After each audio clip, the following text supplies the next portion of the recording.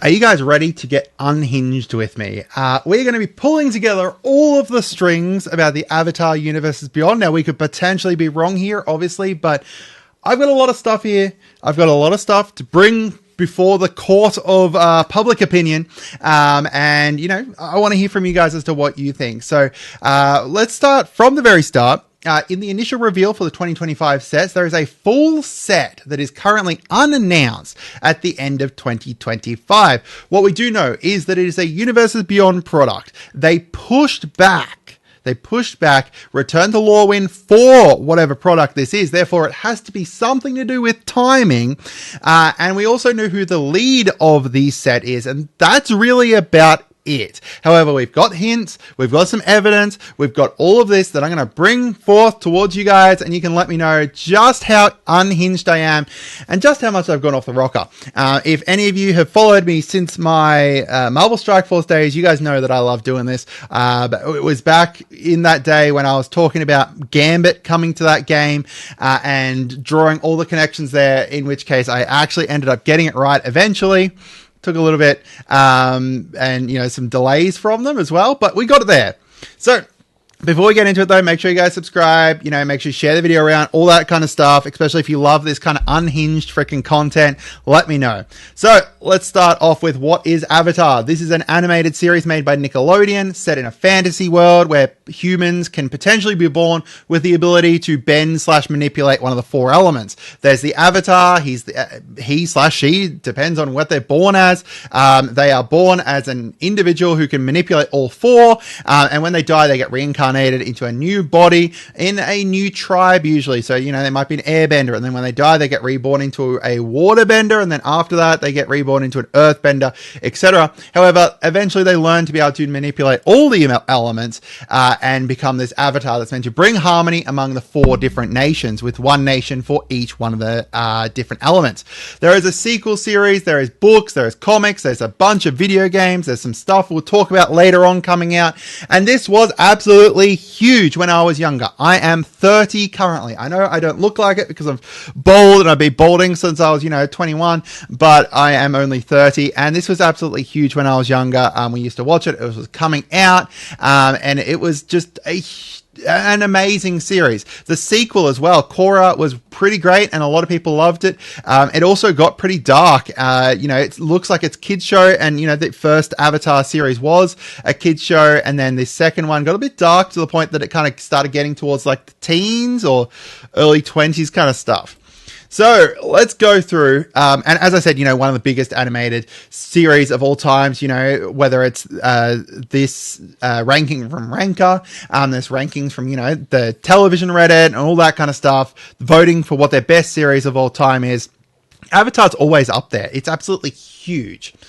All right, so Exhibit 1 to present towards you. We're going to go through the arena hints first of all. So we've already talked about these previously in a video. However, these were a series of hints that they gave, or, things that they showed on Magic Arena with their discounted daily deals. So as of January 1st, they started out with going through each of the sets. So January 1st, we had a whole bunch of vehicles for Aether Drift. Following that, we had January 2nd. So, next day, we had a whole bunch of tri-colored dragons.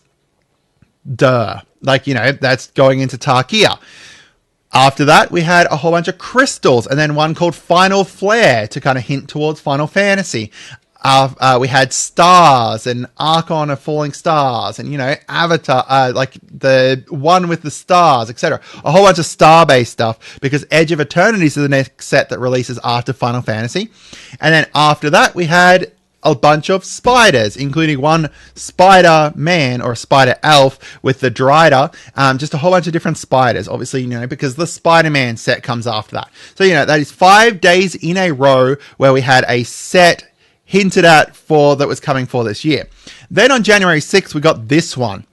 We have an Into the Fire. We have Water Knot. We had Earth Cult Elemental. And then we've got Airdrop Aeronauts. That is 4 different things, one with each of the elements from the Avatar The Last Airbender show. Fire, Water, Earth, air. Then we had two different ones over here with Distended Mindbender and Oswald Fiddlebender. The only things they have in common are both being creatures and both being benders. One having Bender in his last name and then one being an actual bender of minds. So this is interesting because this one here just kind of came out of nowhere. There's no kind of ties towards any of these cards together besides they're all magic cards. There's nothing to kind of indicate towards them being in here for a reason or anything. And then following that on, January 7th, we had Pioneer Master stuff. And then it just kind of went through with Pioneer Master stuff, a brief break for Outlaws of Thunder Junction. And then they just continued on with that Pioneer Masters Parallax card designs. So, there's no indication as to what this is besides just a random set of 6 cards. Or maybe not so random. All right, Exhibit 2, we've got Chris Mooney, the set lead. So Chris is the set lead for this upcoming set. And they posted about, it being their first full set lead, which is really cool. And let's get into the true Unhinged stuff. Remember how I said Unhinged? We're going fully in depth into Unhinged territory here. So when they initially posted about this being their unannounced Universes Beyond and then being the set lead for it, they specifically said it's a lifelong dream come true and can't wait to tell you all anything about it. They were asked if they're a fan of the property, which they are, and also specifically, said someone asked, give us a hint. And they said, all I can say is that I love it. So if we actually have a look through Chris's, stuff and, other people have already done this, hence why, I'm posting here. I don't particularly like kind of digging through social media, but I guess it's kind of journalism stuff. And that's kind of what I'm doing right now. They talk about Avatar a lot, whether it's talking about the Avatar RPG and the RPG group and talking about the Kickstarter to do with that. And talking about having an RPG group for it, specifically talking about specific avatars as well, like Avatar 1, which was in one season of the Avatar Korra TV show. Just a lot of stuff to do with Avatar throughout their timelines. We've got here them specifically referring to one of their top 4 TV shows of all time as Avatar. Over here, talking about how much of their life is spent talking about Avatar, The Last Airbender. And remember how I said that I'm 30 and how instrumental this show was and how huge this show was when I was younger. Chris is 30 as well, which probably seems like a dumb kind of parallel to draw. But again, I can't re-emphasize how huge this show was when I was younger. And, I'm here in Australia and stuff like that. We're in the butt F nowhere. Over in America, from what I know, it was even bigger. It was absolutely massive. So, having them specifically refer to the fact that they absolutely love, that they love the property that they're working with. They're a huge fan of the property they're working with. Nearly everything in there, well, not nearly everything, a lot of their stuff in here is talking about Avatar and stuff. It's pretty easy to kind of draw the parallels here. Now, strangely enough, they specifically stopped posting about Avatar in March of last year. The last post about Avatar was March 20-something of last year.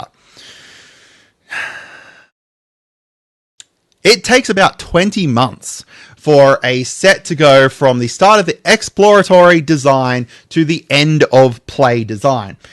Do you know how many months there is going to be from March last year until roughly the date that this set will come out at the end of this year? If you said 20, you would be about correct. I don't know exactly when this set is coming out, but it's going to be around 20. So that kind of fits that schedule there too, when they stopped talking about one of their favorite things. And there has been a lot of Avatar stuff that has come out since then. It's very, very interesting.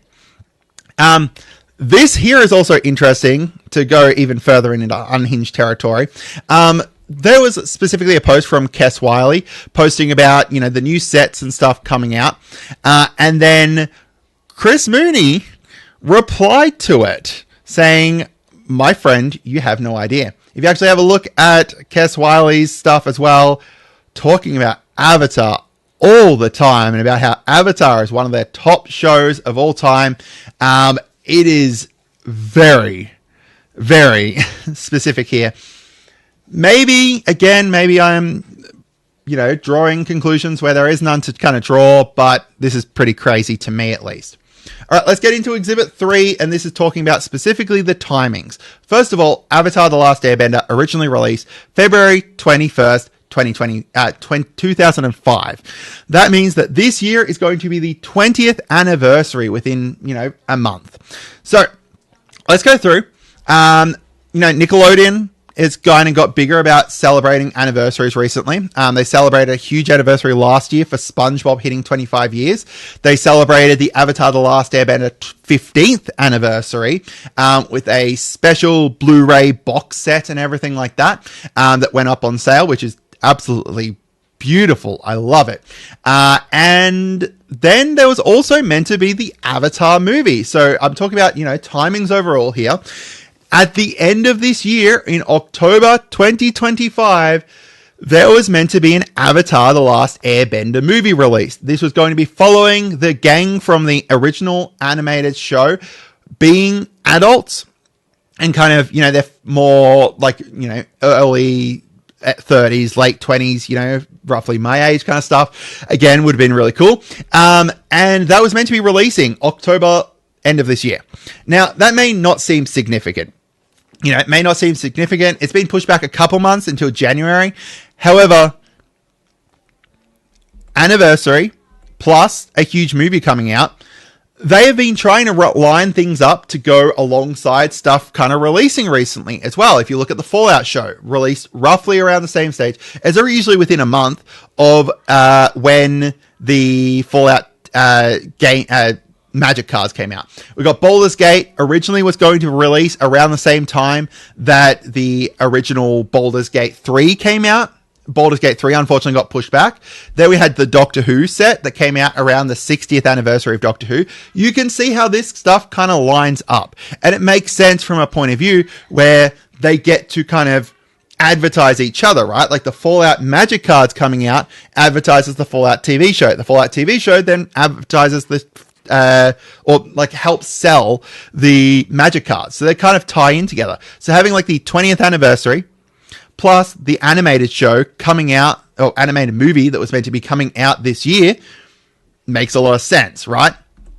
So we also have the season 2 of Avatar: The Last Airbender, meant to wrap up in March 2025. I don't know if that will release this year or not. I guess that would be releasing more around January time, but still, the second season of that is coming. Could potentially release late this year.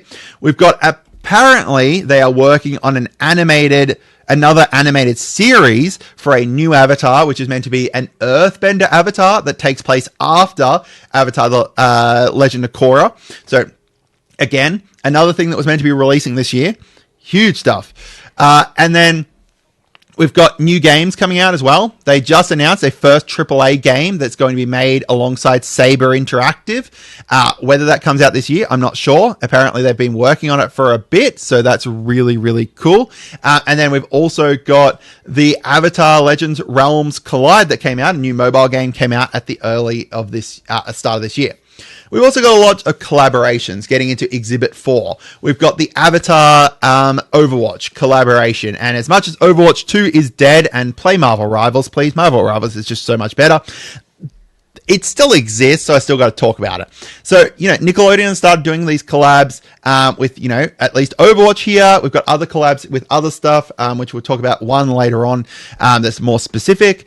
We've got the Fortnite one for Teenage Mutant Ninja Turtles. We've got Inversus, which is actually also a very interesting thing because, Teenage Mutant Ninja Turtles getting a collaboration with Inversus, which is another card game.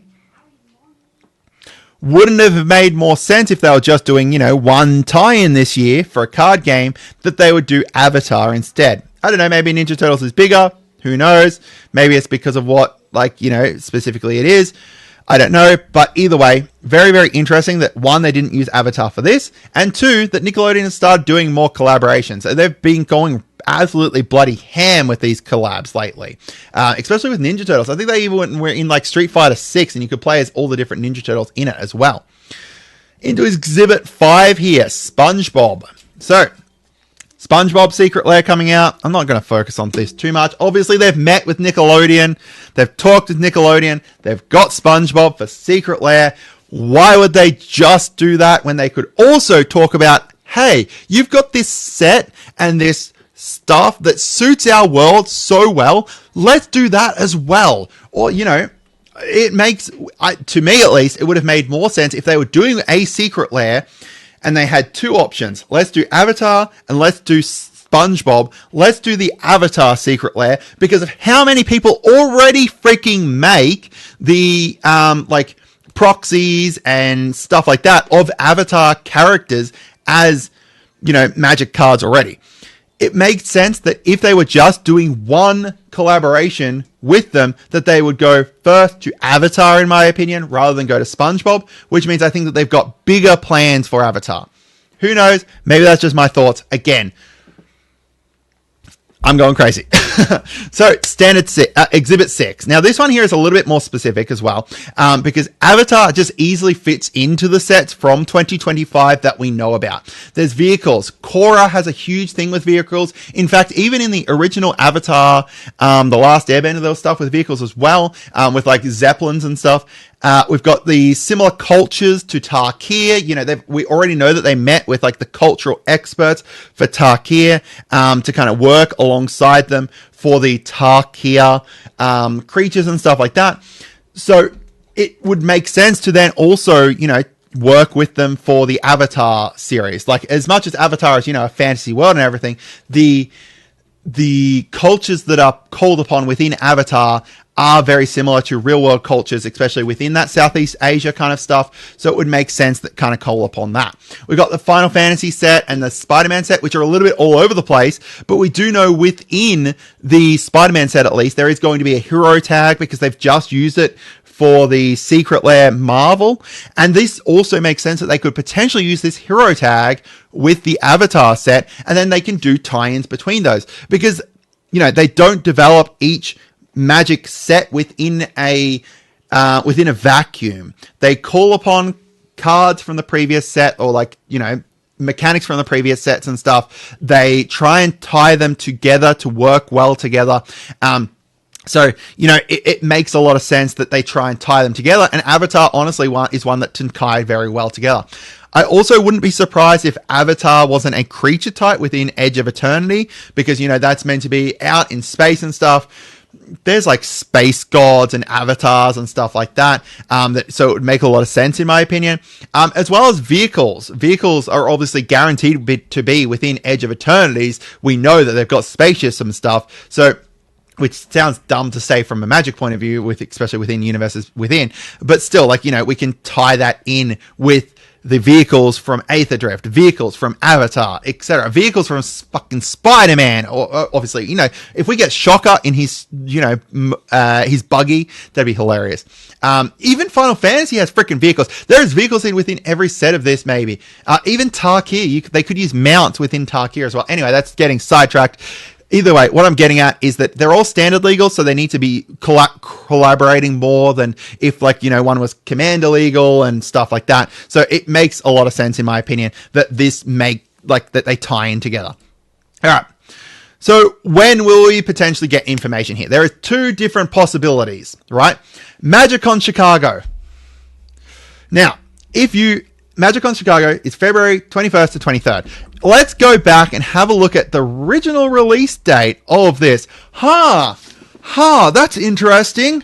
Avatar released on February 21st, 2005, and now we're having a MagicCon just on the same date? Anyway, we've got San Diego Comic-Con as well as a secondary option. I personally think it's this. This only just triggered to me right then that it is the exact same date, but San Diego Comic-Con is middle of the year. At it, Nickelodeon sometimes announces stuff and everything, so it could make sense that they could announce that there. That's when they did their big collab and announcements and stuff like that for SpongeBob. So and I fucking hate talking about SpongeBob. Anyway, so it makes a lot of sense in my opinion. But the fact that it's on the same date as MagicCon Chicago. Oh man. Okay. Wow. All right. So am I crazy? This is probably the most high energy video I've ever done. So if you subscribe and then I'm not this high energy in other videos, I apologize. I just get so excited, especially about this kind of, pulling all the strings together and stuff. And I just think that there's a lot here. Like, I just think that there is huge evidence to all of this, but maybe I'm crazy. I hope you guys had a great day and goodbye.